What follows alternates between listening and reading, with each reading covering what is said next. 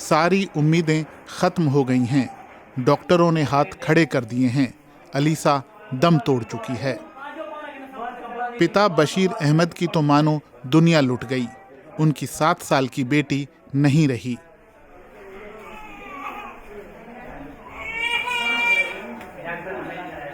Alyssa कई दिनों से बुखार से लड़ रही थी। उसे मलेरिया हो गया था। परिवार डॉक्टर और दवा की तलाश करता रहा, लेकिन जब तक अस्पताल पहुंचे बहुत देर हो चुकी थी।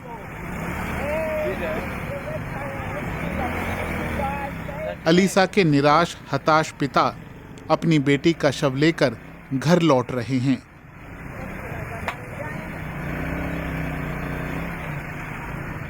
पाकिस्तान में बहुत से लोग मलेरिया से जूझ रहे हैं।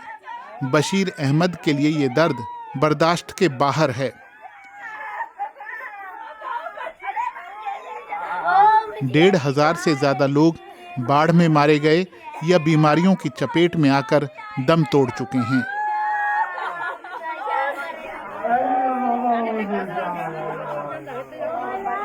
एक हफ्ता पहले एक बाबा हमारा फौत हो गया है।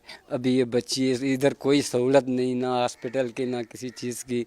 हम ये कहना चाहते हैं हमारे साथ जो है किसी और के साथ ना होवे। बस इधर कोई हॉस्पिटल हो, सरकारी हॉस्पिटल हो, हर चीज़ की सहूलत चाहिए हमें, और कुछ भी नहीं चाहिए। लेकिन एक कड़वी सच्चाई ये है कि बहुत सारे ज़रूरतमंदों को पर्याप्त मदद नहीं मिल पा रही है। पाकिस्तान में मॉनसून इस बार बारिश ही नहीं लाया, बल्कि तबाही भी लेकर आया।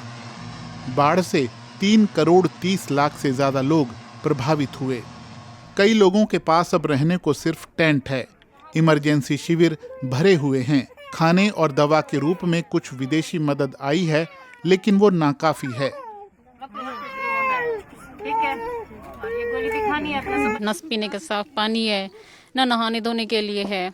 बहुत तकलीफ में ये लोग गुजार रहे हैं। और हम जब आते हैं यहाँ पे थोड़े से टाइम के लिए आते हैं हम कैंप में, लेकिन इनकी हिम्मत है जो ये जैसे ये रह रहे हैं। हमसे ये तकलीफ बर्दाश्त नहीं हो रही है इनकी देख के।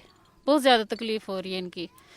हमारे अपने इलाकों के हैं ये लोग। जिस तकलीफ में इनको देखा है हमने, बस या तो अल्लाह जानता है या फिर हम खुद जानते हैं। हमारे दिल को पता है कि इनको कितनी तकलीफ है यहाँ। बाढ़ के बाद पूरा देश बीमारी की चपेट में आ रहा है।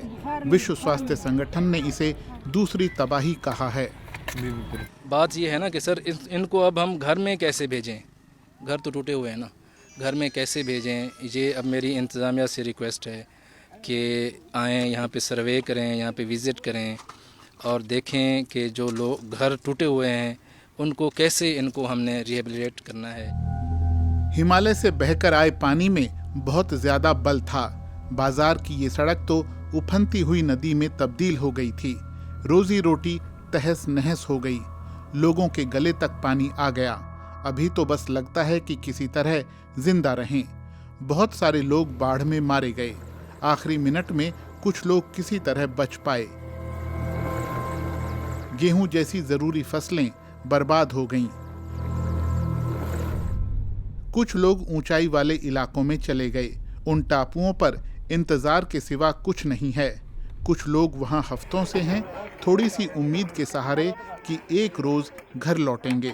वो कोई काम करने लायक नहीं रहे और मदद पर निर्भर हैं। इन्हीं लोगों में से एक है नज़ीर अहमद, उनकी बीवी फातिमा और 8 बच्चे। उनका घर बह गया, मवेशी मर गए और खेत बाढ़ में डूब गए। वो पहले ही गरीब थे, लेकिन परिवार का पेट किसी तरह पल जाता था। लेकिन अब उन्हें फिर से सब कुछ शुरू करना होगा। तंग तो हैं भाईजान, हालात सब चीज़। पेशाब का तंगी है, इधर सोने का तंगी है भाईजान। कोई बिस्तर नहीं है भाईजान, ज़मीन पे पड़े हुए हैं। ये भी हमारे नबी का मेहरबानी है जो उसने हमारे को ये धरती दिलवा दिया अल्लाह ताला से, नहीं तो ये भी हमारे पास नहीं थी।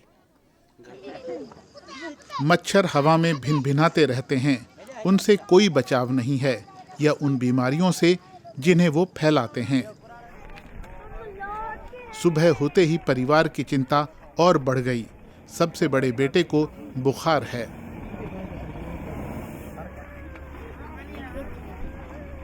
टेंशन बहुत करती हूँ, फिर क्या करूँ। लड़का बीमार हो गया, सुबह टेंशन से बैठ गई, फिर मैं रोने लग गई। मेरे पास ले गई फौज के पास, उसने एक टीका लगा दिया, बस उसने बोला जाके सुला दे कैंप में।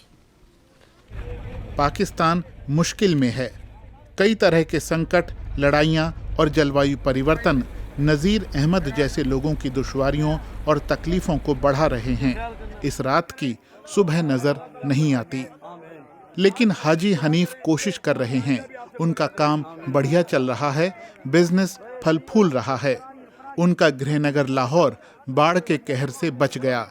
वो अब दूसरों की मदद का बीड़ा उठा चुके हैं। हम आपको राशन देंगे। अगर हम रोडों पे बांटते हैं तो गैर मुस्तहिक लोगों के पास चले जाते हैं, एक घर के 4 लोगों के पास चले जाते हैं। सबसे पहले गरीब लोगों को वाउचर मुहैया कराए जाते हैं, जिनके बदले वो खाने के पैकेट ले सकते हैं। हमारे अंदर यही चल रहा है जी कि हमें बहुत ज़्यादा यहाँ पे काम करने की ज़रूरत है। हमें ज़्यादा से ज़्यादा काम करना चाहिए अपने दुखी बहन भाइयों के लिए, इनके लिए नहीं, अल्लाह को राज़ी करने के लिए। चूँकि अल्लाह रब्बुल आलमीन ने इनको मुश्किल में डाला, हमारा इम्तिहान शुरू हो गया कि हम इनके लिए क्या करते हैं। इन पैकेटों की बदौलत कुछ समय के लिए लोगों का जीवन चल जाएगा। पानी से होते हुए बाढ़ पीड़ितों तक पैकेट पहुंचाए जाते हैं। उन्हें वहां खुद को जिंदा रखना है।